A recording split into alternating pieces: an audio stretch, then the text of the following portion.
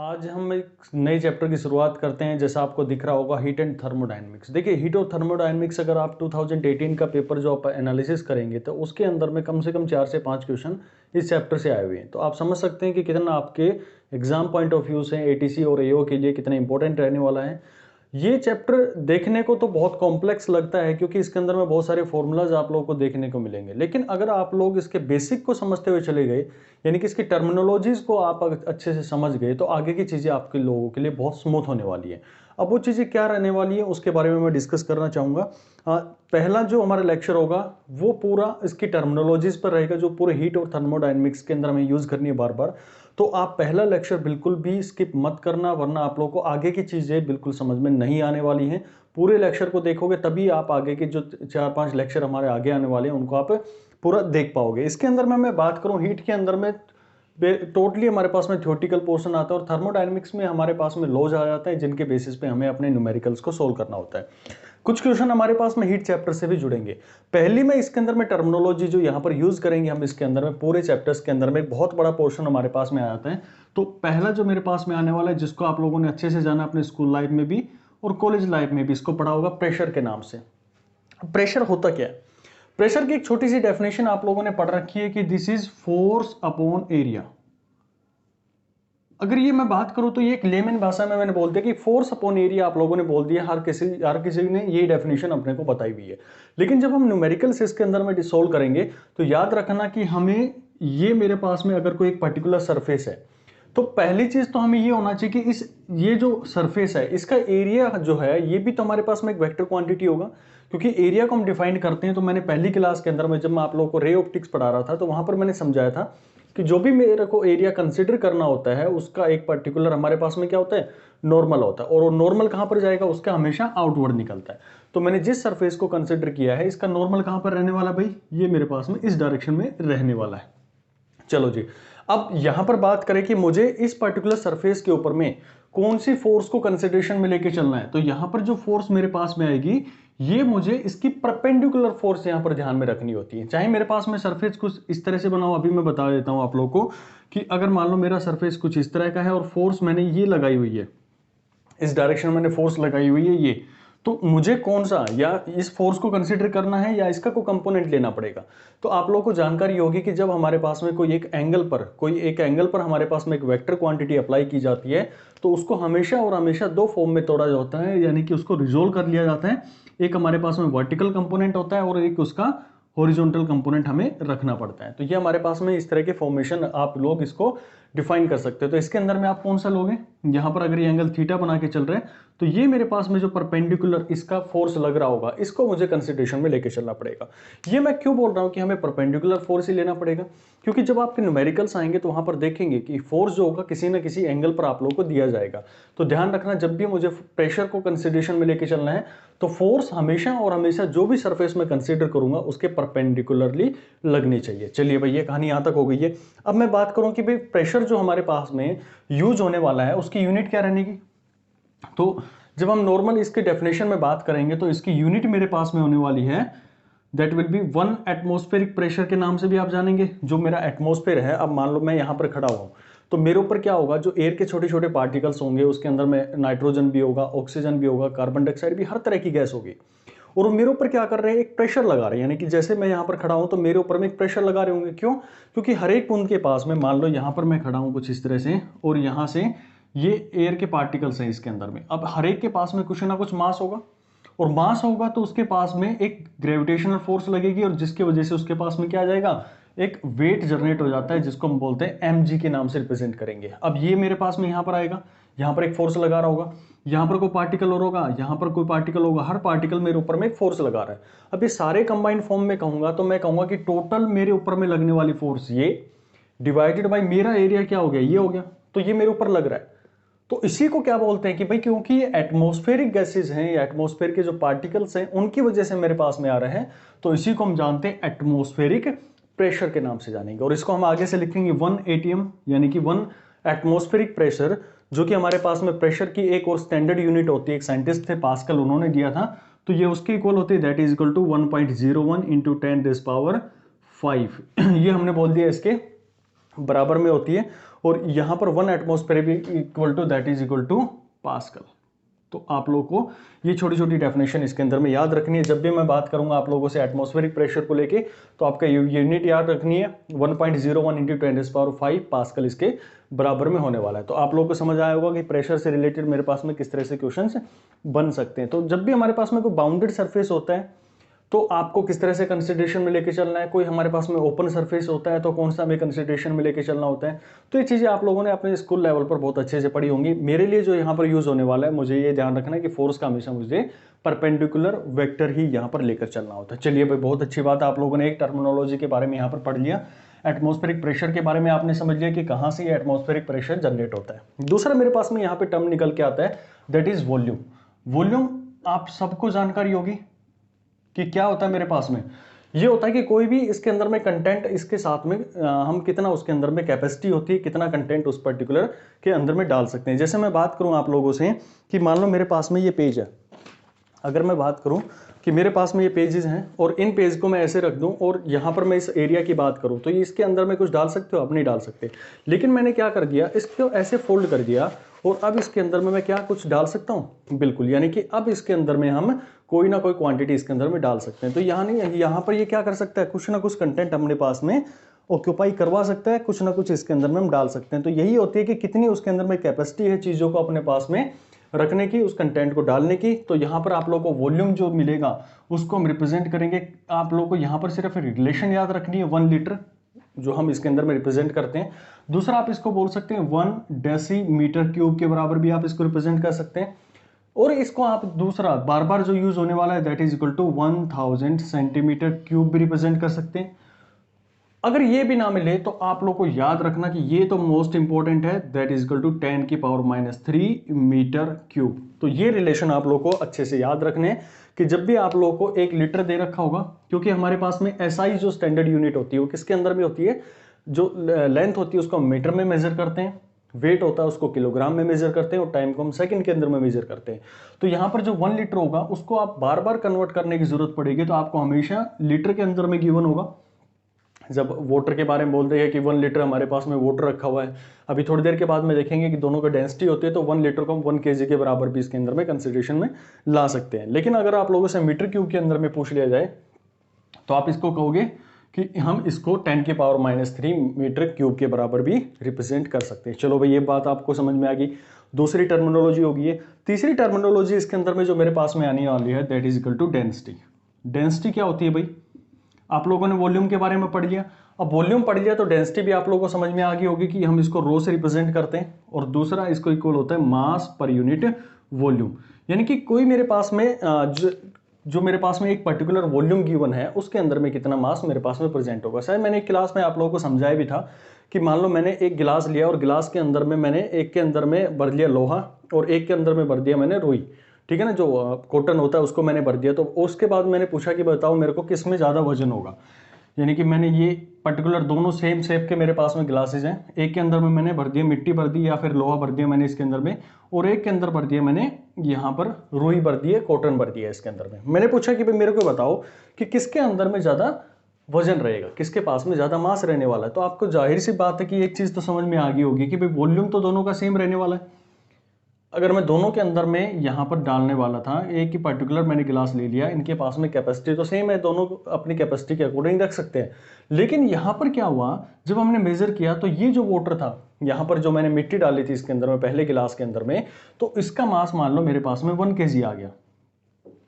लेकिन जब मैंने इस कॉटन को यहाँ पर मेजर किया तो सेम वॉल्यूम था। वॉल्यूम तो वो तो अपने पास में कैपेसिटी रखता है ना कि भाई इतना मेरे पास में डाल सकते हो आप लोग। लेकिन जब हमने इसका वॉल्यूम यहाँ पर मेजर किया तो हमें पता चला कि इसके अंदर में तो केवल 100 ग्राम हो गया। अभी क्या डिफरेंस आ गया, तो यहाँ पर हमें पता चला कि इसके जो मॉलिक्यूल्स थे, यानी कि यहाँ पर जो मैंने अगर मैं यहाँ पर मैंने क्या डाला था, आयरन इसके अंदर में डाला था, तो आयरन के जो मॉलिक्यूल्स होते हैं वो बहुत पास पास होते हैं, यानी कि बहुत ज़्यादा डेंस होते हैं। और डेंस होने के कारण में उनके पास में डेंसिटी क्या होगी, उनकी हाई हो जाएगी। तो हम ये कह सकते हैं कि उस पर्टिकुलर वॉल्यूम के अंदर में उस पर्टिकुलर क्वांटिटी का मास ज़्यादा रहेगा। अब दूसरा केस ले लो, यहाँ पर जो मेरे पास में कॉटन था तो इसके मॉलिक्यूल्स क्या थे, दूर दूर थे भाई, दूर दूर थे, यानी कि ये डेंस नहीं थे। ज़्यादा डेंस नहीं होने के कारण में उन्होंने स्पेस तो ज़्यादा ऑक्यूपाई कर लिया, लेकिन वो मास वहां पर नहीं दे पाए।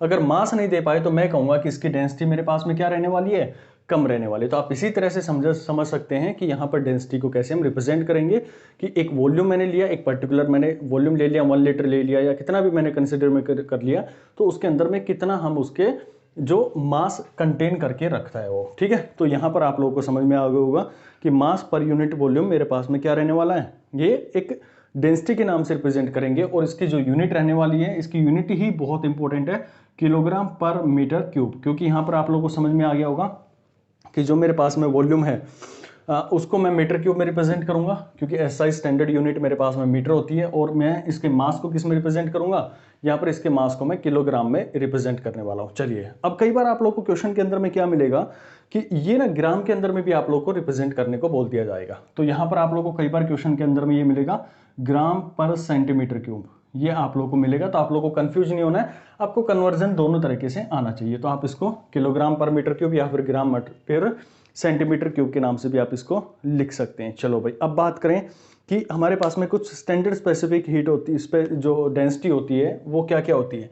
तो जो दो आप लोग को याद रखनी है, rho of water, rho of water कितना होता है 1 ग्राम पर सेंटीमीटर क्यूब, या फिर आप लोग इसको किलोग्राम के अंदर में रिप्रेजेंट करना चाहें तो this will be equal to 1000 kilogram per metre cube. ये आपके पास में रिप्रेजेंट कर सकते हैं कि वाटर की मेरे पास में 1 ग्राम पर सेंटीमीटर क्यूब आएगी, या फिर मैं बोलूं कि 1000 किलोग्राम पर मीटर क्यूब। अब देखो इस डेंसिटी से क्या मतलब समझोगे।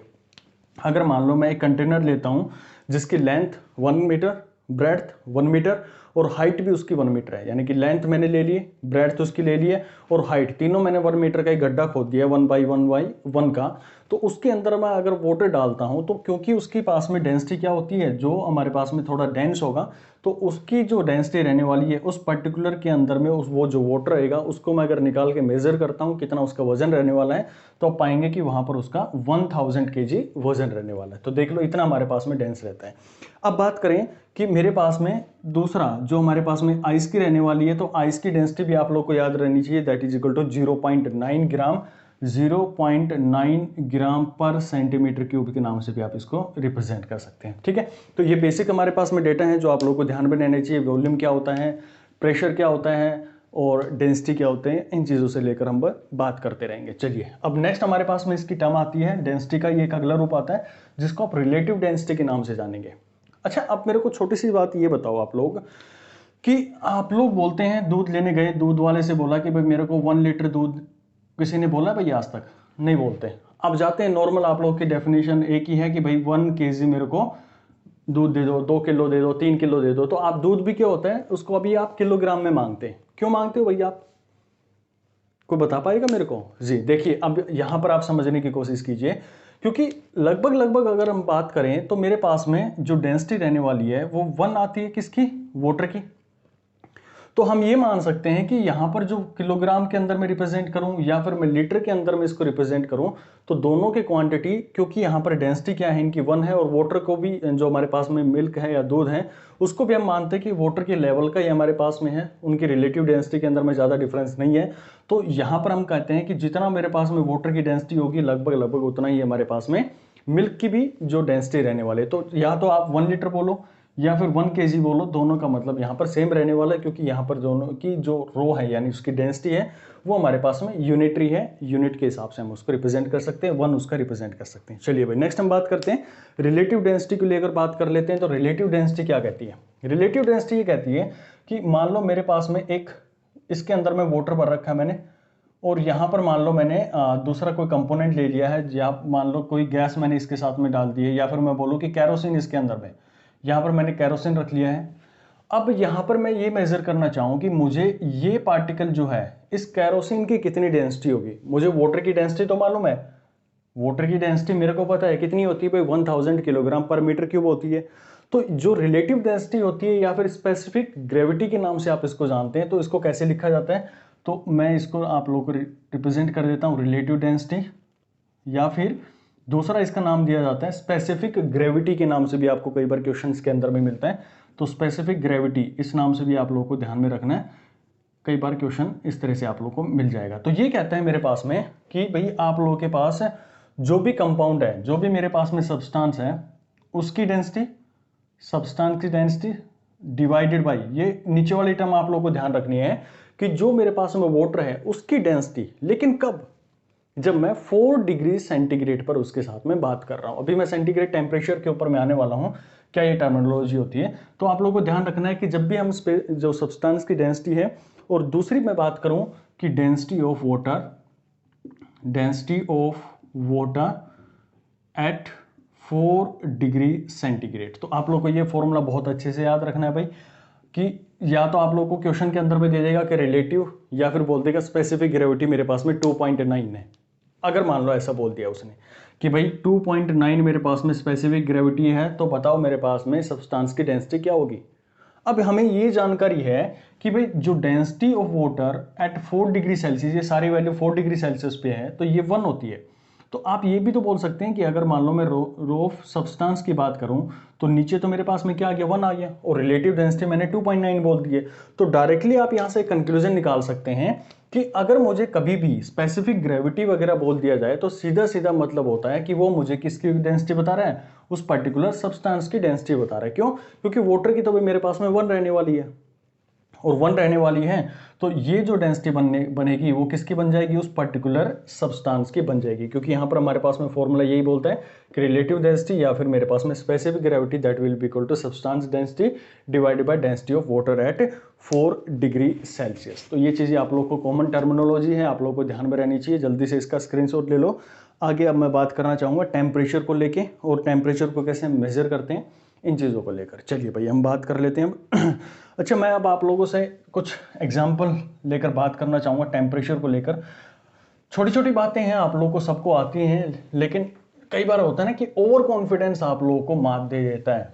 ज़्यादा ओवर कॉन्फिडेंस भी हमें नहीं रखना चाहिए चीज़ों को लेकर कि हमें आती है और हमें पता चले कि भाई हमें तो कुछ नहीं आ रहा। क्यों? क्योंकि अब देखो, मैं आप लोगों से ये पूछना चाहूँगा कि चलो आप एक पार्क के अंदर में बैठे हैं, पार्क के अंदर में गए और वहाँ पर 2 चेयर रखी हुई है, एक वुडन की रखी हुई है और एक मेरे पास में लोहे की रखी हुई है। तो किस पे बैठना प्रीफर करोगे आप लोग? बिल्कुल, आप सभी का आंसर यही आया होगा जी, हम तो लकड़ी वाली पर बैठना प्रीफर करेंगे। क्यों भाई? क्योंकि हमें पता है कि हम अगर लोहे के ऊपर में बैठेंगे तो वो एकदम हमारे पास में क्या होगा, बहुत गर्म लगेगी, यानी कि बहुत तेजी से हमारे पास में हीट का ट्रांसफर हो जाएगा। एक वर्ड मैंने यहाँ पर यूज आप लोगों को लिखा है कि हीट का ट्रांसफर हो जाएगा। अब मैं लकड़ी वाली की बात करता हूँ। क्या भाई लकड़ी वाली जो थी मेरे पास में चेयर, उसके लिए कोई अलग सूरज था वहां पर? भाई दोनों लकड़ी, जो दोनों चेयर मेरे पास में रखी हुई हैं, और इनके ऊपर में क्या हुआ, यहाँ पर मेरे पास में सूरज देवता जो है वो इन दोनों को क्या कर रहे हैं, बराबर की हिट दे रहे हैं। बराबर की रोशनी तो इसके पास में पहुंच रही है, इतनी इसके पास में पहुंच रही है। भाई आप लोगों ने पढ़ा है ना, मॉडर्न फिजिक्स जब पढ़ाई गई थी, तो क्या हमारे पास में लाइट किस फॉर्म में आ रही है, फोटोन की फॉर्म में आ रही है। तो इतने फोटोन इसके पास में आ रहे हैं, इतने फोटोन इसके पास में आ रहे हैं, तो दोनों में ऐसा क्या डिफरेंस हो गया। तो ध्यान से समझने की कोशिश करना कि हमें जो फील हो रहा है वो अलग चीज होती है, और टेम्परेचर जो होता है वो अलग चीज होती है। अब ये कैसे हुआ चीज, ये कैसे हमें समझ में आ गया भाई, ये कैसे समझे कि हमारे पास में दोनों अलग अलग फैक्टर्स होते हैं। तो यहां पर मैं इसको बात कर लेता हूं कि मेरे पास में वुड की है और ये मेरे पास में आयरन की है। क्योंकि मैं इसके ऊपर में जब बैठना चाह रहा हूं, हालांकि यहां से तो इसने क्या दिया, सभी को बराबर हीट दी है। जितनी उसके पास में एनर्जी थी, व्हाट टू बी नोटेड, कि जितनी भी एनर्जी यहां से आ रही है इन फोटोन्स के थ्रू आ रही है, तो बराबर वो एनर्जी इसको दे रहे हैं। यहां से ये अपनी एनर्जी भी इस लकड़ी वाली को दे रहा है। दोनों ने अपनी एनर्जी को क्या कर लिया, प्रिजर्व कर लिया, अपने पास में स्टॉक कर लिया। एक तरह से बोले तो इसने भी स्टॉक कर लिया और इसने भी स्टॉक कर लिया। अब भाई आप लोग गए इसके ऊपर में बैठने के लिए और यहां पर बैठने के लिए, तो अब क्या होगा कि जैसे ही आयरन की चेयर के ऊपर में बैठेंगे तो ये बहुत तेजी के साथ में आप लोग को एनर्जी ट्रांसफर कर देता है, या फिर मैं बोलूं हीट को ट्रांसफर कर देता है। और वुड के ऊपर में बैठोगे तो आपको धीरे धीरे धीरे धीरे क्या करेगा, एनर्जी ट्रांसफर करेगा। थोड़ी देर के बाद में आप लकड़ी वाले से भी उठ के चले जाओगे। क्यों? क्योंकि वो जब ट्रांसफर करना शुरू करता है तो धीरे धीरे उसकी एनर्जी आप लोगों को मिलने वाली है। अब ये जो एनर्जी आप लोगों के पास में आ रही है, ये आखिर उसके पास में आई कहां से? भाई यहां पर जो मेरे पास में कंपोनेंट्स बने होंगे, जो वुड के एटम्स होंगे या फिर मेरे पास में आयरन के एटम्स होंगे, ये कुछ इस तरह से मेरे पास में रहने वाले हैं। यहां पर ये क्या कर रहे होंगे, जब भी इनको क्या कर रहा होगा, सूरज ऊपर से हीट दे रहा होगा यहां से, तो ये जो पार्टिकल्स हैं ये अपनी मेन पोजीशन पर क्या कर रहे होंगे, वाइब्रेट कर रहे होंगे। जितनी ज्यादा एनर्जी इनको बाहर से मिल रही होगी उतनी ही ज्यादा ये क्या करेंगे, वाइब्रेट करेंगे। और ये जो टर्म यहां पर यूज करेंगे, तो बात करें कि यहां पर मॉलिक्यूल मेरे पास में जो है उसके पास में कितनी एनर्जी है, यानी कि ये जो मेरे पास में एटम है इसके पास में कितनी एनर्जी है, इसके पास में कितनी एनर्जी है, और इन्हीं सभी का मेजरमेंट मेरे पास में क्या कहलाता है, temperature. Point to be noted कि यहां पर जो सूरज ने, यहां पर जो सन था, या फिर कोई भी मेरे पास में सोर्स है, कोई भी एक्सटर्नल सोर्स है, वो इन मॉलिक्यूल्स को कितनी एनर्जी दे रहा है और ये पर मॉलिक्यूल इनके पास में कितनी एनर्जी रखते हैं, ये यही कहलाता है मेरे पास में टेम्परेचर। यानी कि टेम्परेचर कोई नई चीज नहीं है।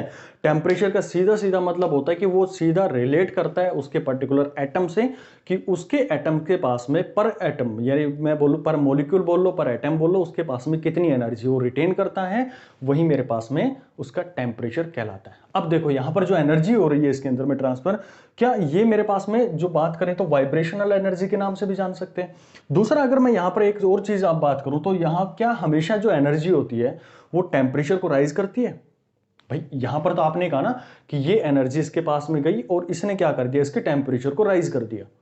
अच्छा जी, अब बताओ मेरे को कि मैंने यहां पर एक बुक रखी हुई है, ये बुक मैंने रखी हुई है और इस बुक के ऊपर मैंने काम किया और यहां पर ले जाकर मैंने इसको होल्ड कर लिया।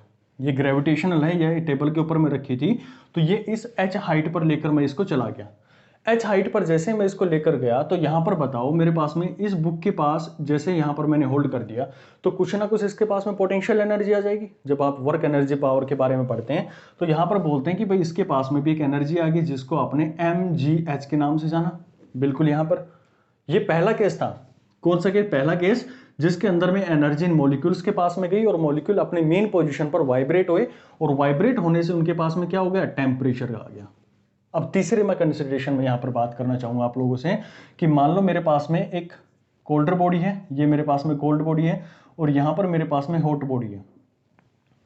अब मैं दोनों को क्या कर रहा हूं, इसके मॉलिक्यूल जो होंगे वो भी वाइब्रेट कर रहे होंगे, इसके मॉलिक्यूल भी वाइब्रेट कर रहे होंगे, इसके मॉलिक्यूल भी आपस में वाइब्रेट कर रहे होंगे। तो जैसे ही मैं इन दोनों को आपस में टच करता हूं तो यहां पर हमें पता लगता है कि हॉट से हमारे पास में क्या हो गया, एक एनर्जी का ट्रांसफर हो गया भाई। ठीक है ना, यहां पर भी क्या हुई, मेरे पास में एनर्जी का ट्रांसफर हो गया। अब यहां तीनों केसेस के अंदर में मेरे को ये बताओ, पहले के अंदर में मैंने बोला कि ये क्या हो गया, वाइब्रेशंस हो गए। दूसरे के अंदर में मैंने कहा कि इसके अंदर में एक पोटेंशियल एनर्जी आ गई। तीसरे मैंने कहा कि हीट का ट्रांसफर हो गया, यानी कि मैंने बोला हीट ट्रांसफर हो गई है, या मैं कहूं कि इसका टेम्परेचर कम हो गया और इसका टेम्परेचर मेरे पास में ज्यादा हो गया। तो अब कौन से के अंदर में टेम्परेचर जो है यहां पर रोल में आने वाला है। बिल्कुल सही समझा आप लोगों ने कि पहले केस के अंदर में जब मॉलिक्यूल जो है वो वाइब्रेट कर रहे होंगे अपनी मेन पोजीशन पर, क्यों, क्योंकि बाहर से उसको एनर्जी मिल रही है, तो वहां पर उसका क्या हो जाएगा, टेम्परेचर या फिर मैं बोलूं काइनेटिक एनर्जी उसकी इंक्रीज हो जाएगी। और एनर्जी उसकी इंक्रीज हो गई तो हम बोलते हैं कि उसके पास में एक टर्म आ गई है जिसको आपने टेम्परेचर के नाम से जाना है। अब ये जो टेम्परेचर होता है यही मेरे को बताता है कि वो कितनी हॉटनेस रखता है और कितनी उसके पास में कोल्डनेस रखती है। तो ये आप लोगों ने इसकी एक डेफिनेशन भी बताई होगी, it is the degree of hotness और कोल्डनेस। ठीक है ना, तो इसी टेम्परेचर के हिसाब से यानी कि आप बता सकते हैं कि किसके पास में ज्यादा एनर्जी है और किसके मॉलिक्यूल्स के पास में कम एनर्जी है मेरे पास में। चलिए भाई, यहां पर आप लोगों ने टेम्परेचर को भी अच्छे से समझ लिया। अब इस टेम्परेचर को मेजर करने के लिए मेरे पास में क्या तरीके हो सकते हैं, या फिर मैं बोलूँ कि कन्वर्जन जो होता है टेम्परेचर को लेके वो कैसे कैसे हमारे पास में निकल के आते हैं। ठीक है, ज्यादा कुछ इसके अंदर में स्क्रीन शॉट लेने की जरूरत है नहीं, फिर भी लेना चाहो तो भाई ले लो आप जल्दी से ना। चलिए, अब मैं आप लोगों से बात करना चाहूंगा। देखो, पहली चीज मैंने क्या पढ़ाई आप लोगों को, प्रेशर पढ़ाया। प्रेशर के बाद में मैंने आप लोगों को वॉल्यूम पढ़ाया। वॉल्यूम के बाद में डेंसिटी, स्पेसिफिक डेंसिटी, या फिर आप लोग जो मेरे पास में स्पेसिफिक ग्रेविटी के नाम से भी आप उसको जानते हैं। फिर मैंने आप लोगों के साथ में टेम्परेचर पर बात करी है। आप इस टेम्परेचर को मेजर कैसे करते हैं, देखिए ज़्यादा इसके अंदर डिस्कस नहीं करूँगा मैं। छोटे छोटे स्केल्स हैं, उनके बारे में एक बार मैं बता देता हूँ। 3 स्केल्स हम नॉर्मली इसके अंदर में यूज़ करते हैं और उनके कन्वर्जेंस आप लोगों से पूछे जा सकते हैं। जैसे यहाँ पर मैं बात करूँ, मेरे पास में पहला जो आता है वो सेल्सियस का स्केल आता है। दूसरा मैं बात करूँ तो मेरे पास में ये मेरे पास में फ़ारेनहाइट का आएगा और तीसरा जो स्केल होगा वो मेरे पास में केल्विन का होगा, यानी कि केल्विन के नाम से आप इसको जानेंगे, ये मेरे पास में फ़ारेनहाइट के नाम से जानेंगे। तो यहाँ पर जो इसके मेन वर्ड्स हैं, तो आप लोगों को ध्यान रखना है कि कोई भी स्केल को यहाँ पर 3 जो क्वेश्चंस आप लोगों से पूछे जाते हैं किसी भी कॉम्पिटिटिव एग्जाम के अंदर में, कंफर्म है यहाँ से क्वेश्चन बनता है आप लोगों का। तो यहाँ पर आप लोगों को ये जानकारी रहनी चाहिए कि अगर मान लो मेरे पास में सेल्सियस के अंदर में गिवन है, मुझे फ़ारेनहाइट के अंदर में कन्वर्ट करना है, या फिर बोल देगा कि सेल्सियस से केल्विन में कन्वर्ट करना है, तो एक छोटी सी आप लोगों को डेफिनेशन पता भी है कि कैसे आप उनको कन्वर्जन करते हैं, वो छोटे छोटे फॉर्मूलाज भी आप लोगों को पता होते हैं। लेकिन अगर उसने कुछ ऐसा दे दिया कि ये दोनों स्केल नहीं दिए और एक स्टैंडर्ड स्केल और दे दिया, कुछ भी अपने मन से बना के दे दिया, यहाँ पर तो आप लोगों ने ये बात कर रखी है कि भाई मेरे पास में सेल्सियस जो होता है, इसका जो नीचे वाला जिसके 2 पॉइंट्स होते हैं, हमें जो भी कोई स्केल होगा, आप कोई भी एक स्केल डिजाइन कर सकते हैं, बशर्ते कि आप लोगों को 2 स्टैंडर्ड पॉइंट पता होना चाहिए। कौन कौन से स्टैंडर्ड पॉइंट होते हैं, ध्यान से सुनना, उसी के ऊपर मैं काम करूंगा।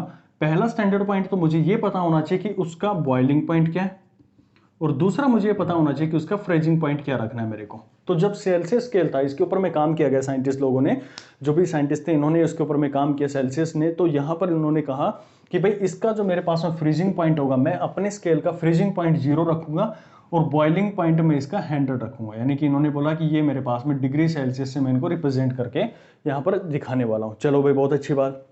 अब फ़ारेनहाइट आई, और फ़ारेनहाइट ने कहा नहीं भाई आप लोग का मैं स्केल नहीं मानता, लेकिन हमें इसके स्टैंडर्ड जरूर रखने, और वो स्टैंडर्ड क्या है कि एक बॉइलिंग पॉइंट होना चाहिए और एक उसका फ्रीजिंग पॉइंट होना चाहिए। तो इन्होंने अपने लेवल पे काम किया और कहा कि मैं अपना फ्रीजिंग पॉइंट 32 डिग्री फ़ारेनहाइट पे रखूंगा, और आप रखो इसका जो है बॉइलिंग पॉइंट है वो 212 फ़ारेनहाइट के ऊपर में आप लोग इसको रख दो।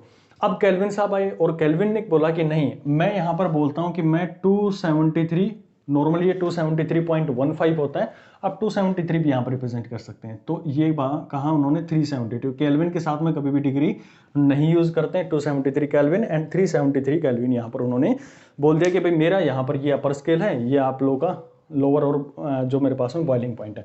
लेकिन सभी ने क्या कहा कि हम आपके बेसिक जो स्टैंडर्ड है, यानी कि एक बॉइलिंग पॉइंट और एक मेरे पास में फ्रीजिंग पॉइंट है, दोनों को यहाँ पर मैं रिटेन करके रखना चाहता हूँ। अब देखो इसके अंदर में यहाँ पर जो आप लोगों से पूछता है, कन्वर्जन से लेकर यहाँ पर आप लोगों से क्वेश्चन पूछ लेता है कि कहता है कि अगर मान लो मेरे पास में कोई टेम्परेचर जो है वो फ़ारेनहाइट में है या फिर केल्विन के अंदर में है या सेल्सियस के अंदर में, बोल दिया कि मेरे पास में ये मान लो 20 डिग्री सेल्सियस है, 20 डिग्री सेल्सियस टेम्परेचर है, उसको आप रिप्रेजेंट करके बताओ फ़ारेनहाइट के अंदर में, उसको आप रिप्रेजेंट करके बताओ मेरे पास में केल्विन के अंदर में। तो इसका बेसिक सा सिंपल सा फॉर्मूला आप लोग याद रखना भाई, जब भी किसी से किसी के अंदर में कन्वर्जन करवाने के लिए बोल रहा है, कोई भी आप रैंडमली एक स्केल और बना लो कि भाई मैंने तीसरा स्केल अपनी तरफ से डिजाइन कर दिया, और वो स्केल मैंने बोला कि भाई मैं 9 डिग्री फोटोनिक्स पे मैं बात करूंगा इसके जो फ्रीजिंग पॉइंट है, और मैंने बोल दिया कि इसका 109 डिग्री फोटोनिक्स, ठीक है ना, इसके ऊपर मैं बात करूंगा इसके जो मेरे पास में बॉइलिंग पॉइंट है। तो ये फ्रीजिंग पॉइंट हो गया 9 डिग्री और इसका बॉइलिंग पॉइंट हो गया 109। ये मैंने अपना स्केल बना लिया, और मैं चाहता हूं कि सेल्सियस को इसके अंदर में कन्वर्ट करना चाहूँ। ऐसे कितने भी लाखों आप इसके स्केल से यहाँ पर डिजाइन कर सकते हैं। तो इसका स्टैंडर्ड याद रखना कि जब भी आप लोग को कन्वर्जन करना आए, तो यहाँ पर आप लोग को क्या करनी होती है कि जो भी मेरे पास में है उसकी स्केल रीडिंग, ये मेरे पास में स्केल रीडिंग यानी जो आप लोगों के साथ में क्वेश्चन में दिया गया है, माइनस उसका उस पर्टिकुलर स्केल का जो मेरे पास में फ्रीजिंग पॉइंट रहने वाला है, उसको यहाँ पर रिप्रेजेंट करेंगे। तो फ्रीजिंग पॉइंट मेरे पास में that will B freezing point, और नीचे आप लोग को करना होता है boiling point minus freezing point. बस इतनी सी बात है, और आप लोगों के सारे क्वेश्चंस कैसे भी आप इसको कन्वर्ट करके देख सकते हैं। जो आप लोग फॉर्मूला निकालते हैं ना 9/5C प्लस में 32 डिग्री सेल्सियस, इसमें कन्वर्ट करने के लिए डायरेक्ट फॉर्मूला भी आप याद रख सकते हैं, लेकिन स्टैंडर्ड आप लोग याद रखेंगे तो आप लोगों के लिए ईजी हो जाएगा। अब देखो कैसे इसके अंदर में कन्वर्ट करके देखते हैं। मान लो मेरे पास में क्वेश्चन दिया गया है कि मुझे सेल्सियस का 20 डिग्री सेल्सियस और फ़ारेनहाइट के अंदर में कन्वर्ट करना है। ओके, तो यहाँ पर आप लोग, चलो इसके अंदर मैं नहीं करना चाह रहा, मैं चाहता हूँ कि इससे और मैं फोटोनिक्स के अंदर में कन्वर्ट करके दिखाऊँ। चलो भाई, तो स्केल रीडिंग मेरे को बताओ कि कौन से स्केल में है, इसके अंदर में गिवन है तो 20 लिख दिया, माइनस यहाँ पर मेरे को इसका बॉइलिंग फ्रीजिंग पॉइंट बताओ, फ्रीजिंग पॉइंट मेरे को 0 मिल गया, डिवाइडेड बाई इसका बॉइलिंग पॉइंट 100 हो गया, और मेरे पास में इसका जो फ्रीजिंग पॉइंट है दैट विल बी 0, यहाँ पर मैंने इसके साथ में 0 लिख दिया। अब ये इस स्केल के अंदर में कहीं ना कहीं वैल्यू तो लाई करने वाली है, ये तो मुझे कन्फर्मली पता है। तो मैं मान लेता हूँ कि ये वैल्यू कहीं यहाँ लाई करेगी, ये जो वैल्यू है इस स्केल के बीच में कहीं ना कहीं लाई करेगी। तो मैं इस पर्टिकुलर पॉइंट को P मान लेता हूँ, यहाँ पर P मान लिया, तो यहाँ पे आप इसको रिप्रेजेंट कर सकते हैं, यानी कि इसका स्केल रीडिंग P जो यहाँ पर आने वाला है, माइनस इसका फ्रीजिंग पॉइंट कितना माना है भाई हमने 9 माना है, और इसका जो डिनोमिनेटर में लिखा जाएगा that will be equal to 100 minus में जो मेरे पास में आएगा 9 आ जाएगा, ये मेरे पास आ गई वैल्यू। अब इसको कन्वर्ट करेंगे तो आप लोग पाएंगे कि भाई नीचे मेरे 109 माइनस में 9 आ गया, तो आप देख रहे हैं कि नीचे मेरे पास में डिनोमिनेटर में 100, यहाँ पर भी 100 आएगा, तो ये आपस में कट आउट हो जाएंगे एक दूसरे से। अब यहाँ पर बचेगा क्या, 20 minus 0 that will be equal to P minus 9, ये यहाँ पर आएगा। तो आप लोग इसको रिप्रेजेंट कर सकते हैं कि अगर मेरे पास में ये टेम्परेचर मेरे पास में अगर सेल्सियस के अंदर में 20 डिग्री सेल्सियस से रिप्रेजेंट करते हो, तो जो स्केल हमने यहाँ पर रिप्रेजेंट किया है उसके अंदर में आप इसको कितना लिख सकते हो, P इक्वल टू 29 फोटोनिक्स के नाम से आप इसको रिप्रेजेंट कर सकते हैं। तो कोई भी स्केल आप इसके अंदर में रिप्रेजेंट कर सकते हैं। अब आप चाहें इससे इसमें कन्वर्ट कर लो, इससे इसके अंदर में कन्वर्ट कर लो, या फिर इससे इसके अंदर में कन्वर्ट कर लो, जो भी आप लोगों को सुटेबल लगता है आप उसके सोल्व करके देखना, और आप लोग के पास में क्या क्या वैल्यू आती हैं वो आप जरूर बताना मेरे को। फिर भी मैं अगर नहीं आ पाता है तो मैं आप लोगों को बता देता हूँ कि फ़ारेनहाइट के अंदर में कन्वर्ट करोगे तो फ़ारेनहाइट आप लोगों का बनेगा, अगर फ़ारेनहाइट और सेल्सियस में कन्वर्ट करोगे तो 9/5 C प्लस में 32 आ जाएगा आप लोगों के पास में। और दूसरा अगर आप इसको केल्विन से सेल्सियस के अंदर में कन्वर्ट करोगे तो केल्विन से सेल्सियस के अंदर में कन्वर्ट करने पर आप लोग को क्या करना है, जो भी आपके पास में डिग्री सेल्सियस के अंदर में लिखा होता है सेल्सियस डिवाइडेड बाई 273, उसमें क्या कर दोगे आप लोग उसके साथ में ऐड कर दोगे, या फिर कई बार आप लोगों को 0.15 भी क्वेश्चन के अंदर में दे रखा है, तो क्योंकि मैंने बताया ना स्टैंडर्ड वैल्यू इसकी 273.15 होती है, लेकिन नॉर्मल हम इसको एक जर्नल लैंग्वेज के अंदर में 273 तक ही इसको रिप्रेजेंट करके चलते हैं। तो ये बेसिक हमारे पास में कन्वर्जन होते हैं जो स्टैंडर्ड होते हैं, और आप चाहो तो किसी और के अंदर में कन्वर्ट करना चाहो तो ये फॉर्मूला आप लोगों को याद रखना है भाई। चलिए अब मैं आप लोगों से ये पूछूं कि जो इसके अंदर में सेल्सियस और फ़ारेनहाइट मेरे पास में या सेल्सियस और केल्विन में है, ऐसी कौन सा टेम्परेचर वैल्यू आएगी जब ये दोनों मेरे पास में सेम रीडिंग दिखाना शुरू कर देंगे, ठीक है ना। तो आप लोग उसको निकाल के दिखाएंगे तो एक क्वेश्चन आएगा कि सेल्सियस और मेरे पास में केल्विन जो होंगे वो -40 डिग्री सेल्सियस के आसपास में कुछ मिलेगा मेरे को, एक टेम्परेचर वैल्यू आएगी, वहां पर ये दोनों क्या करते हैं इक्वल रीडिंग्स, या फिर हम इसको इक्वली रिप्रेजेंट करके दिखा सकते हैं, ठीक है। चलिए भाई अब मैं बात कर लेता हूं आप लोगों के साथ में एक नेक्स्ट टॉपिक जो बहुत इंपॉर्टेंट, अब हमारा मेन जो आगे यूज होने वाली हैं चीजें वो शुरू हो चुकी हैं। हीट को लेकर मैं बात करना चाहूंगा। तो हीट जो होती है पहले ये माना गया, इसका स्क्रीनशॉट लेना चाहो तो भाई ले लो जल्दी से ना देखो अब हीट को बात करूं तो पहले हीट की जो यूनिट थी उसको ये बोलते थे कि भाई ये हम ना इसको कैलोरी के अंदर में मेजर कर लेते हैं, तो कैलोरी में उन्होंने मेजर शुरू कर दिया और एक प्रॉपर डेफिनेशन भी दे दिया। जब हमारे पास में जूल वगैरह नई चीजें आई थी तो उन्होंने कहा कि 1 कैलोरी आप इसको रिप्रेजेंट कर सकते हैं। तो 1 कैलोरी एक इसकी स्टैंडर्ड डेफिनेशन बताई गई कि वो एनर्जी जो कि टेम्परेचर को रेज करने के लिए 1 ग्राम वाटर जो मेरे पास में हो गया होगा, इसका स्क्रीनशॉट भाई मैं जल्दी से ना इसको मिटा देता हूं। तो अब मैं आप लोगों के साथ में बात करना चाहूंगा हीट को लेके, उसकी यूनिट को लेके, उसके मैकेनिकल इक्विवेलेंट को लेकर, क्या क्या मेरे पास में मैकेनिकल इक्विवेलेंट बनते हैं और क्या उनके बीच में रिलेशन सेटअप करते हैं, जो कि आप लोगों के लिए बड़ी कंफ्यूजिंग होती है। स्पेसिफिक हीट को लेकर मैं बात करना चाहूंगा, और लेटेंट हीट हो गया, बहुत इंटरेस्टिंग चीजें अब आप लोगों के लिए बनने वाली हैं। चलो भाई अब मैं बात करता हूं कि पहली चीज हीट। तो जब हमारे पास में, जब हमने पिछला भी एग्जांपल बात करी थी कि भाई हीट का ट्रांसफर हो गया, यानी कि हमने कहा कि बेसिक एक एनर्जी का ट्रांसफर हो गया, तो उन्होंने कहा कि यार हमें ये जो हीट है ना इसको हमें एक यूनिट देनी पड़ेगी, और इस यूनिट का नाम उन्होंने रख दिया कैलोरी। जो साइंटिस्ट थे उन्होंने इसका नाम रख दिया कैलोरी। अब अगर इसकी प्रॉपर डेफिनेशन आप लोगों से को पूछ लेता है या फिर इसकी आप बनाना चाहो तो कैलोरी का जो आप लोग देखते हैं ना 1 कैलोरी 2 कैलोरी, इतनी कैलोरी बर्न हो गई, ये हो गया वो हो गया, दुनिया भर की चीजें आप लोग अपनी कैलोरी, वो कौन सी आती है, स्मार्ट वॉच वगैरह भी आती है, भाई इतनी कैलोरी हमारी बर्न हो गई है, ठीक है ना, इतना फैट हमारा बर्न हो गया। तो वो सारी ये कैलोरी होती क्या है, यहाँ से समझने की कोशिश करो। मान लो मेरे पास में 1 ग्राम वाटर है, 1 ग्राम वाटर मैंने इसके अंदर में रख दिया, और इस 1 ग्राम वाटर को जो इसका टेम्परेचर है, अगर मान लो मैं इसके नीचे हीट लगा दी तो इसका मैं टेम्परेचर अगर 1 डिग्री सेल्सियस इसका चेंज करने में जितना मेरे को नीचे से इसके एनर्जी देनी पड़ेगी, जितनी एनर्जी मुझे इसके देनी पड़ेगी, वही मेरे पास में क्या कहलाता है, 1 कैलोरी के नाम से जानते हैं। अब ये जो 1 डिग्री सेल्सियस है ना, नॉर्मली अगर आप किसी स्टैंडर्ड बुक के अंदर में देखते हैं तो आपको मिलता है कि ये मेरे पास में 13.5 डिग्री सेल्सियस से 14.5 डिग्री सेल्सियस का एक स्टैंडर्ड डाटा रिप्रेजेंट किया जाता है। यानी कि कोई भी आपने ग्लास के अंदर में या कप के अंदर में जो भी आपने एक बीकर लिया है उसके अंदर में आपने ग्राम वाटर ले लिया और उसको हीट देते गए और जहां जितनी एनर्जी आप लोगों ने दी, एनर्जी क्या होती है मेरे पास में, एनर्जी अगर आप बात करें जैसे हमने सन के थ्रू बात करी थी, जो उसके मॉलिक्यूल्स को क्या करेगी भाई, वाइब्रेट करेगी, और वाइब्रेट करेगी यानी कि उसके टेम्परेचर में चेंज लेके आएगी, और जब उसके टेम्परेचर के अंदर में चेंज आएगा तो सीधी सी बात है कि उसके टेम्परेचर में एनर्जी जो है वो उसकी एनर्जी बढ़ती चली जाएगी। तो जैसे जैसे ज़्यादा एनर्जी होगी तो हम एक लेवल उसका मेजरमेंट करने के लिए एक तरीका हमें पता है कि हम उसके टेम्परेचर मेजरमेंट कर लेते हैं। तो यहाँ पर आप लोगों को पता लगेगा कि उसके एनर्जी और मिलती गई आप लोगों ने देखा 30.5 डिग्री सेल्सियस से आपने मेजर शुरू किया और उसका जो टेम्परेचर आप पर्टिकुलर पॉइंट पर 14.5 डिग्री सेल्सियस हो गया। तो ये जो एनर्जी आप लोगों ने दी है इसी को आप रिप्रेजेंट करते हैं 1 कैलोरी के नाम से। ठीक है, तो यहां पर आप इसको 1 कैलोरी रिप्रेजेंट कर सकते हैं। चलो भाई, बहुत अच्छी बात, आप लोगों को कैलोरी समझ में आ गई होगी। अब यहां पर देखो बड़ी दिक्कत कहां पर आती है, आप लोगों को क्वेश्चंस के अंदर में ना एक कैलोरी और जूल को लेकर बड़ा कंफ्यूजन रहता है। तो एक छोटी सी बात याद रख लेना, दूसरा टॉपिक इसके अंदर में मैं रिप्रेजेंट करना चाहूंगा mechanical equivalent, mechanical equivalent of heat.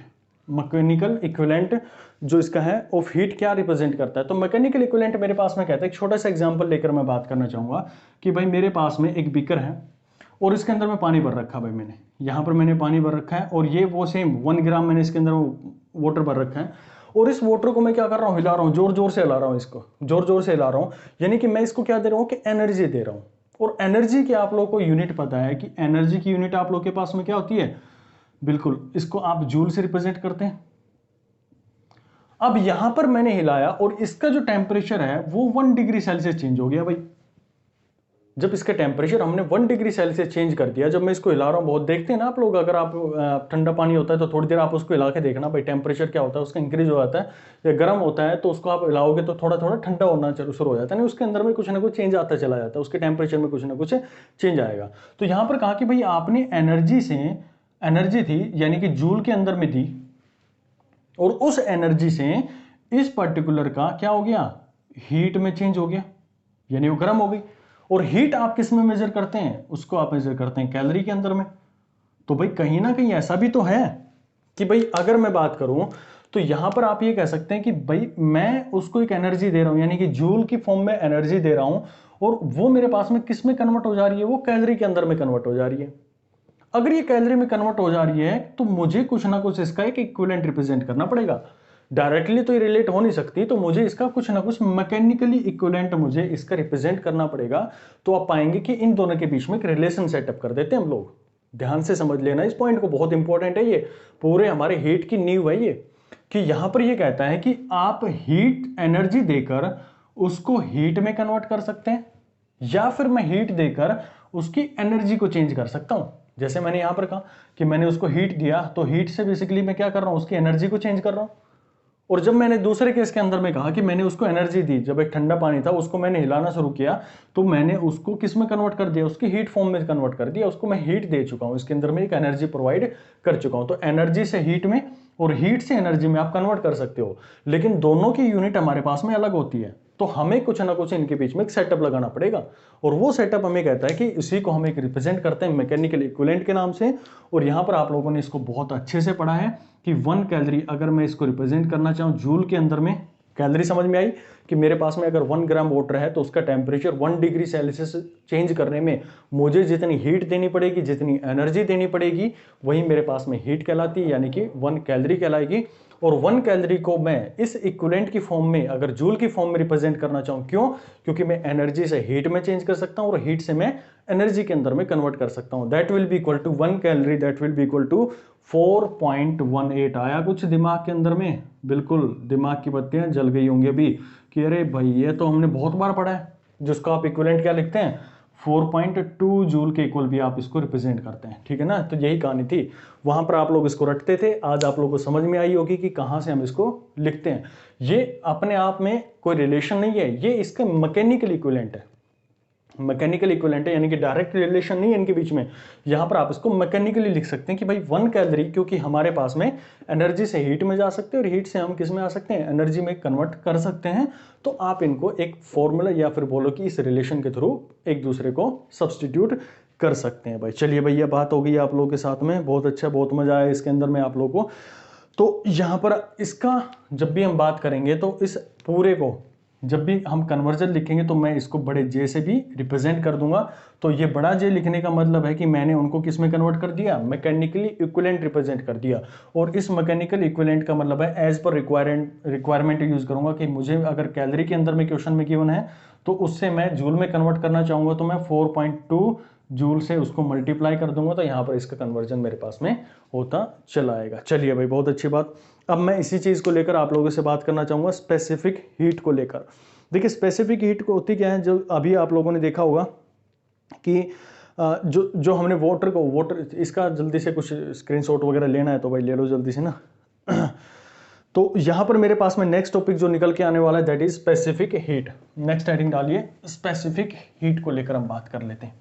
बहुत इंपॉर्टेंट चीज़ है ये स्पेसिफिक हीट, बार बार आप लोगों को देखने को मिलेगी और किसकी क्या होती है, कुछ स्टैंडर्ड वैल्यूज होती हैं, उनको लेकर मैं बात करना चाहूँगा आप लोगों के साथ में। थोड़ा सा जो हमने वाटर को लेकर अभी बात करी है, उसकी हीट को लेकर बात करी है, या फिर मैं जो कैलोरी को लेकर बात करी है, उन्हीं चीज़ों से लेकर यहाँ पर थोड़ा सा इसके बारे में देखना चाहेंगे। चलिए भाई, तो यहाँ पर स्पेसिफिक हीट मेरे पास में कहती है कि heat required to raise temperature of material 1 gram by 1 degree. जो यहाँ पर मेरे पास में निकल के आता है कि स्पेसिफिक हीट, बार बार आप लोगों को इसको देखने को मिलेगा। तो स्पेसिफिक हीट मेरे पास में कहता है कि आपने कोई भी मटेरियल लिया है, कोई भी सब्सटेंस लिया है, सब्सटेंस का मास कितना गिवन होगा आप लोगों को। यहां पर ध्यान रखना कि ये मेरा सब्सटेंस है, इसका मास आप लोगों को 1 ग्राम से कंसिडरेशन में लेके चलना पड़ेगा। ठीक है, ये सारी चीजें ना हम ऐसा यूनिट में कम देखते हैं, लेकिन छोटी छोटी लेवल पर इनको बहुत, जब भी आपको स्टैंडर्डाइज चीज खरीदने जाएंगे तो वहां पर आपको ग्राम्स के अंदर में लिखे मिलती हैं चीजें। मान लो कोई भी आप मटेरियल खरीदने गए जो हीट से रिलेटेड हमारे पास में रहा होगा, तो वहां पर आपको ग्राम के अंदर में, सेंटीमीटर क्यूब के अंदर में, या फिर हमारे पास में जूल के अंदर में, कैलोरी के अंदर में, इनमें रिप्रेजेंट आप लोग को मिलने वाला है। तो आप लोग को ध्यान रखना है कि जो भी मटीरियल आप यहाँ पर यूज करेंगे 1 ग्राम होना चाहिए मेरे पास में। और पर्टिकुलर सब्सटेंस का जो यहाँ पर टेम्परेचर है, मुझे इसका टेम्परेचर कितना इंक्रीज करना है, 1 डिग्री सेल्सियस इसका रिप्रेजेंट करना है, यानी कितना टेम्परेचर मुझे चेंज करना है। और इसके साथ में एक सफिशिएंट कंडीशन और आप लोगों को लगा दी जाती है कि बाहर का जो मेरे पास में एटमॉस्फेरिक प्रेशर होना चाहिए, यानी कि ये मेरे पास में जो एटमॉस्फेरिक प्रेशर है दैट विल बी 1 atm, यानी कि मेरे पास में 1 एटमॉस्फेरिक प्रेशर मेरे पास में रहना चाहिए भाई। ये चलो जी, अब देखो इसको देखते हैं हम कि इसका कहाँ कहाँ पर हमारे पास में यूज होने वाला है।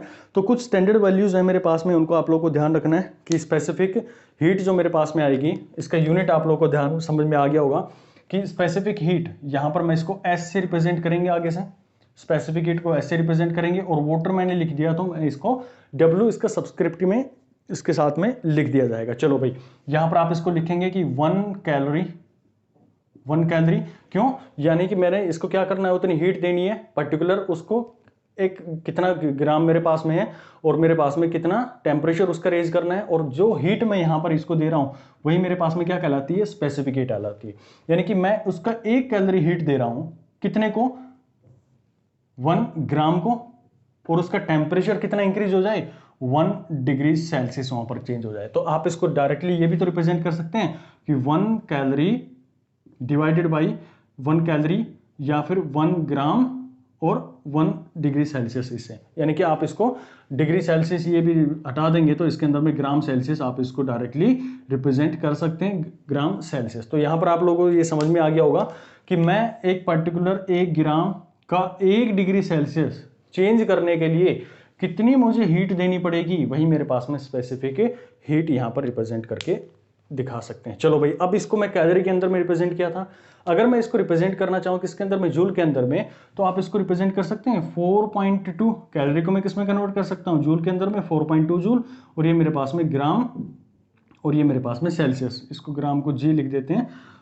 रिप्रेजेंट करना चाहो तो ग्राम भी रिप्रेजेंट कर सकते हो, और ये मेरे पास में सेल्सियस यहाँ पे इसको रिप्रेजेंट कर सकते हो। लेकिन आपको कई बार ना क्वेश्चंस के अंदर में ये क्या मिलेगा, जो मेरे पास में किलोग्राम के फॉर्म में यहाँ पर आप लोगों को देखने को मिलेगा। तो आप इसको चेंज कर सकते हैं, ग्राम के अंदर में कितने किलोग्राम होते हैं भाई, जो मेरे पास में अगर रिप्रेजेंट करोगे तो 4.2 जूल डिवाइडेड बाई 1 ग्राम के अंदर में कितने किलोग्राम होते हैं, 10⁻³ किलोग्राम। और टेम्परेचर मेरे पास में सेल्सियस के अंदर में वो एज इट इज यहाँ पर रहेगा, और ये पूरा डेटा मेरे पास में जो चेंज होगा बिल्कुल वही जो आप सोच रहे हैं वही आने वाला है, that will be equal to 4200 joule per kilogram और सेल्सियस। तो ये आपका एक स्टैंडर्ड डेटा आ गया कि स्पेसिफिक हीट ऑफ वाटर मेरे पास में क्या रहने वाली है, 4200 जूल पर केजी पर सेंटीग्रेड। देखो अब यहां पर इससे क्या कंक्लूजन निकालते हैं कि मान लो मेरे पास में 1 केजी का कोई सब्सटेंस रखा हुआ है, यानी कि मेरे पास में 1 केजी वाटर रखा हुआ है, तो उस 1 केजी वाटर का 1 डिग्री टेम्परेचर मुझे चेंज करने के लिए कितनी हीट देनी पड़ेगी भाई, 4200 जूल देनी पड़ेगी, यानी कि 4200 जूल मेरे को उसको हीट यहां पर प्रोवाइड करनी पड़ेगी। और हीट कहां से मिलेगी, उसको नीचे से जो आप लोग इसका बर्नर लगा रहे हैं या कोई भी बाहर से एनर्जी का सोर्स लगा कर लेके आ रहे हैं। तो आप लोग को ये समझ में आई। अब यहां पर मैं बात करूं आइस को लेकर, कुछ स्टैंडर्ड वैसे तो आप लोगों को क्वेश्चन के अंदर में मिलेंगी, लेकिन कुछ स्टैंडर्ड आप लोग को ध्यान में रखनी चाहिए कि अगर मान लो मुझे आइस की बात कर ले तो आइस का मेरे पास में होता है 1.1/2 ग्राम कैलोरी ग्राम सेंटीग्रेड। तो ये आप लोग इसको कन्वर्ट करके देख सकते हैं कि जब आप इसको किलोग्राम के अंदर में कन्वर्ट करेंगे तो भी आप लोग के पास में जो वैल्यू आएगी आप इसको कन्वर्ट करके देख लेना। ये भाई स्टैंडर्ड डेटा आप लोगों को ध्यान रखना है। क्वेश्चंस के अंदर में अगर कैलोरी के अंदर में क्वेश्चंस पूछ रखा है तो कैलोरी से रखेंगे, और अगर जूल से रखे हुए तो जूल से आप इसको इंटर कन्वर्जन आप लोग को यहाँ पर आना चाहिए। तो ये बेसिक एक मेरे पास में स्पेसिफिक हीट को लेकर छोटी सी एक चर्चा थी कि भाई कोई भी मेरे पास में सब्सटेंस है, उसका 1 ग्राम, जो स्टैंडर्ड इसकी डेफिनेशन बोलती है कि 1 ग्राम सब्सटेंस लिया, उसका टेम्परेचर 1 डिग्री सेल्सियस करने के लिए आपको कितनी हीट देनी पड़ रही है, बस वही उसकी स्पेसिफिक हीट है। तो हर सब्सटेंस की अलग अलग होती है। यहाँ पर हमने बोल दिया कि 1 कैलोरी होती है, यहाँ पर कहा कि भाई उसका टेम्परेचर अगर मुझे 1 डिग्री चेंज करना है तो मुझे 1 कैलोरी देनी पड़ेगी, और अगर मुझे उसके आइस का टेम्परेचर मुझे 1 डिग्री सेल्सियस चेंज करना है तो मुझे आधी कैलोरी देनी पड़ेगी। तो सिंपल सी बात है कि उसको मुझे 2100 जूल एनर्जी देनी पड़ेगी इसके अंदर में। तो ज़्यादा इसके अंदर में आइस जो होती है जल्दी हमारे पास में क्या हो जाएगी, एनर्जी ले लेगी, उसका टेम्परेचर जल्दी इंक्रीज हो जाएगा और जल्दी हमारे पास में क्या हो जाएगी, मेल्ट हो जाएगी। तो हमारे पास में कोशिश ये होनी चाहिए कि किसी भी जो मेरे पास में स्पेसिफिक हीट जो होती है, अगर आप ऐसी चीज़ चाहते हो कि जो चीज़ जल्दी गर्म ना हो तो उसके लिए आपका स्पेसिफिक हीट जो है वो ज़्यादा होना चाहिए। जैसे मान लो मैंने एक एग्जाम्पल दिया कि मेरे पास में एक लकड़ी है और यहाँ पर मेरे पास में एक मेरे पास में आयरन का एक रोड है। तो मैंने क्या कहा कि भाई मैं यहाँ पर इसको टेम्परेचर जो इंक्रीज करना है और इसका मुझे टेम्परेचर इंक्रीज करना है, तो किस में मुझे ज़्यादा हीट देनी पड़ेगी, जो एनर्जी मेरे को देनी पड़ेगी। तो सीधी सी बात है कि भाई मुझे इसके अंदर में ज़्यादा एनर्जी देनी पड़ेगी इसका टेम्परेचर इंक्रीज करने के लिए, और इसका टेम्परेचर इंक्रीज करने के लिए मुझे ज़्यादा एनर्जी नहीं देनी पड़ेगी। वो बात अलग है कि उसके जो इंटरनली मॉलिक्यूल्स जो होते हैं उनकी क्या क्या हमारे पास में काइनेटिक एनर्जी रहेगी, जिसके कारण में टेम्परेचर इंक्रीज होता है, वो ज़्यादा अपने पास में रिटेन करके रख सकते हैं उस एनर्जी को। तो यहाँ पर मैं उसको ज़्यादा एनर्जी देनी पड़ेगी, यानी कि उसकी क्या होगी, स्पेसिफिक हीट मेरे पास में ज़्यादा रहने वाली है, और इसकी मेरे पास में स्पेसिफिक हीट क्या रहने वाली है, कम रहने वाली, क्योंकि ये जल्दी आप इसको 1 डिग्री टेम्परेचर उसका चेंज करना चाहते हैं तो आपको इसके अंदर में, वुड के अंदर में ज़्यादा टेम्परेचर ज़्यादा एनर्जी देनी पड़ेगी, और इसके अंदर में बहुत जल्दी आप कम एनर्जी से भी इसके टेम्परेचर को इंक्रीज कर सकते हैं। तो ये छोटी छोटी कहानियाँ थी। आज जो नेक्स्ट क्लास के अंदर में हम बात करेंगे इसको स्पेसिफिक हीट जो हमारा हो गया है, इससे रिलेटेड हम न्यूमेरिकल्स देखेंगे। लॉ ऑफ मिक्सिंग में आप लोगों के साथ में बात करना चाहूँगा, फिर हीट कैपेसिटी ऑफ मटेरियल को लेकर मैं बात करना चाहूँगा। तो छोटी छोटी चीज़ें हैं जो आप लोगों को ध्यान में रखनी है। एक छोटा सा फॉर्मूला और ड्राइव करवा देता हूँ आप लोगों को। एक छोटी सी क्वेश्चन आप लोग नोट कीजिएगा कि मेरे पास में 2 kg वाटर है, एक छोटा सा कंटेनर है, जल्दी से इसका स्क्रीनशॉट ले लो, ये बार बार यूज होने वाला है। 4200 जूल पर केजी सेल्सियस आप लोग को ध्यान रखना है, ये यूनिट इसकी बहुत इंपॉर्टेंट है, यूनिट से ही आप लोग के आगे के क्वेश्चंस डिजाइन होने वाले हैं। चलो भाई, एक मेरे पास में कंटेनर है जिसके अंदर में 2 kg वाटर है, उसका टेम्परेचर मुझे 5 डिग्री सेल्सियस से 10 डिग्री सेल्सियस लेके जाना है भाई। तो बताओ मुझे कितनी उसको एनर्जी देनी पड़ेगी, या फिर मैं कहूँ उसके कितनी स्पेसिफिक हीट मेरे पास में है भाई। ठीक है, चलो जी बात करते हैं अब आगे इसको हीट को लेकर। तो आपने कहा कि भाई मेरे पास में कंटेनर है, बिल्कुल है, जिसके अंदर में वाटर भर रखा है मैंने। वाटर भरते ही आप लोगों को दिमाग में आ जाना चाहिए अरे वाटर है, स्पेसिफिक हीट तो हमें बिल्कुल पता है, क्वेश्चन में अगर नहीं दे रखा होगा तो भी हमें जानकारी है। 4200 होती है भाई जूल पर केजी सेल्सियस, ये होती है, क्योंकि हमें सारी जो कैलकुलेशंस होंगी वो SI यूनिट के अंदर में करके चलनी है। तो ये मेरे पास में स्पेसिफिक हीट ऑफ वाटर मुझे जानकारी है क्वेश्चन में। दूसरा मैंने कहा कि इसका वजन जो है 2 kg था, तो 2 kg था तो कोई दिक्कत नहीं, हमें केजी के अंदर में इसको रखना है, रिटेन रखना है। अगर एक ग्राम होता है तो आप इसको कन्वर्ट कर लेते, क्योंकि मैंने ये जो वैल्यू दी है आपको किलोग्राम के अंदर में रिप्रेजेंट करने के लिए बोला है। अब कह रहा है कि ये इसका टेम्परेचर 5 डिग्री सेल्सियस था, अब आपको ये चेंज करना है 10 डिग्री सेल्सियस के अंदर में। तो आप क्या करते भाई? पहली चीज तो आप लोग मेरे को ये बताओ, सबसे इंपॉर्टेंट चीज था कि आपने कहा कि भाई 1 किलोग्राम को चेंज करने के लिए 4200, 2 किलोग्राम को चेंज करने के लिए आपने कहा कि 4200 इंटू 2, और कितना टेम्परेचर रेज करना है भाई? क्योंकि यहां पर हमने कहा कि ये तो हमने वजन से बात कर ली, और कितने टेम्परेचर को लेकर बात करनी है, तो टेम्परेचर मैंने कहा कि 5 से 10 डिग्री सेल्सियस पर जाना है।